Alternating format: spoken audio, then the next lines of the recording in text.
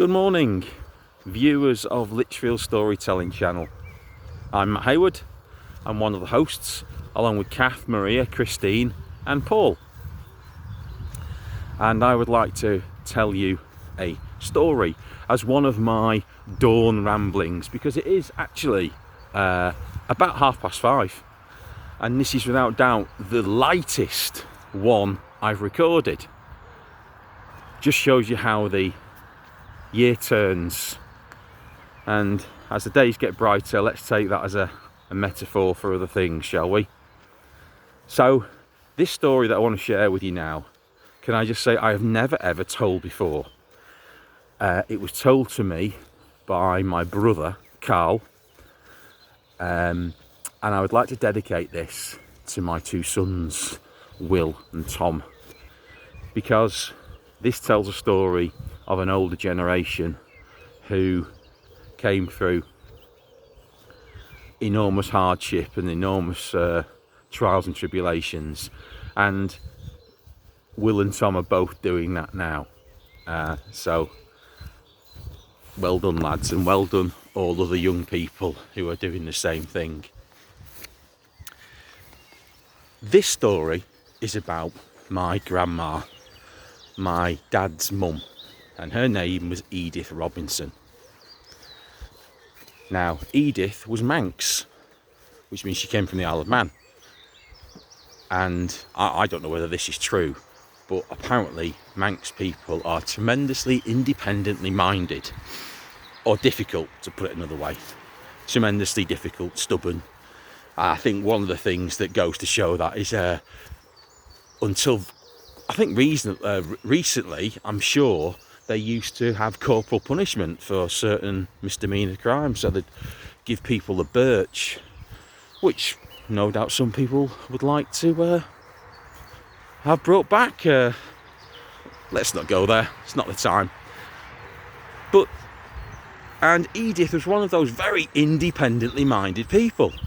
She knew her own mind, and she very often let people know about it.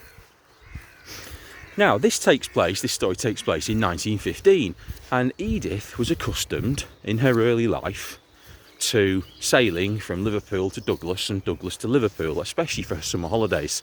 So they lived in southern Manchester, and in the summer they'd take the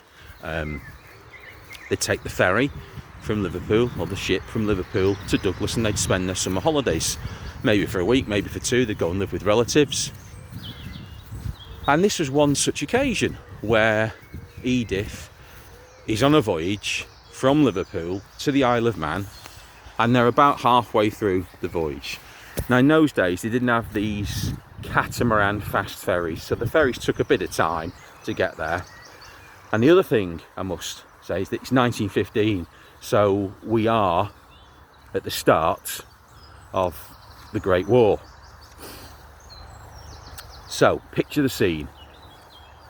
4 Victorian ladies sat in the restaurant of the ship, all enjoying a G&T and a game of bridge. And Grandma was a ferocious bridge player. So they're playing their hands, or whatever it is you play, and all of a sudden the ship's engines stop, stock still and silent. And the 4 ladies look at each other, and they're just beginning to start their game of bridge again, because it's actually nice and quiet, when the captain's voice comes over the tannoy. Can all passengers immediately, with their life vests, life jackets, please make their way to decks A, B, C and D, and take further instructions from the marshals at the lifeboats? Been sent to the lifeboats. So Edith and her friends don't rush, probably because they're scared of Edith. And Edith bangs her fist on the table and says, "We are going to finish this hand first. It sounds like the Titanic, this, doesn't it? With with the band playing as the Titanic goes down. It's like that. That's the way I picture it. So there they are in this apparent maritime emergency, but they're sat around finishing their game of bridge. So they finish the game of bridge, and by the time they get out, the decks are all crowded. They're crowded, and then suddenly a hush falls over the crowd, and Grandma pushes out onto the deck. No life jacket. She pushes out. She sees this, now I'm not sure what you call them. Let's call him a lieutenant, or a lieutenant at arms, or a captain at arms, or anyway, he was in a uniform, he looked pretty official. She pushes through the crowd, and this man is stood at one of the railings of the boat. And she pushes to him, and she said, "Young man, can you please tell me the meaning of this?" And he says, "Yes, madam, we're in a bit of emergency." "I don't care what sort of emergency we're in. What on earth is going on?" And with that, he steps aside and he points out into the Irish Sea.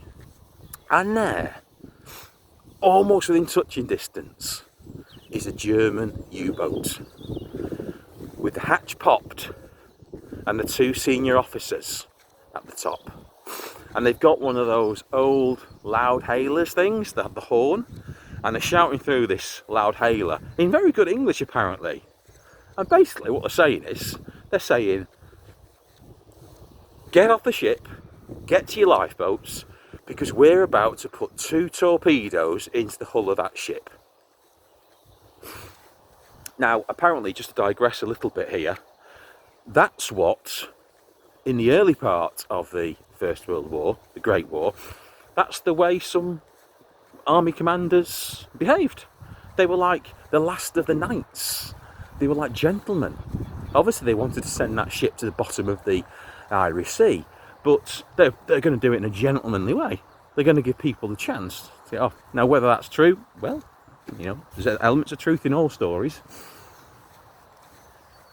So with this, the captain at arms begins to usher people into the lifeboats, and my grandma stops. She says, "Don't you dare! Just you stand there, young man."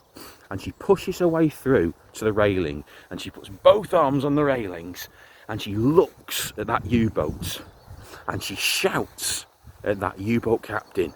She said, "Oi, you there! If you sink us, all your prisoners who we've caught and we've imprisoned on the Isle of Man, they're going to starve to death, because down here we're taking the food that the Isle of Man needs. So you think on, young man. You sink us, your prisoners starve to death." I think it's fair to say, and I base this on experience, that me and that German U-boat commander shared something, and that was a fear of my grandmother. Because, do you know, this story tells that U-boat commander looked at his second in command.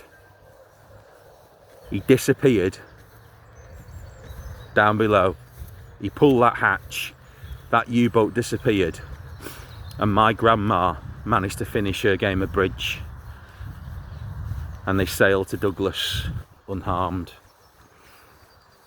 Now, as my friend Peter Chand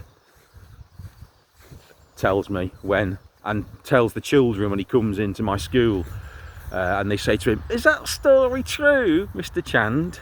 Mr. Chand will always say, "There's an element of truth in every story, children."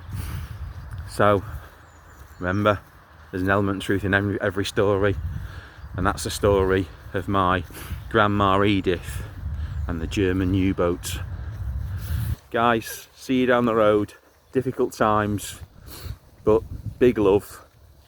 Ta-ra.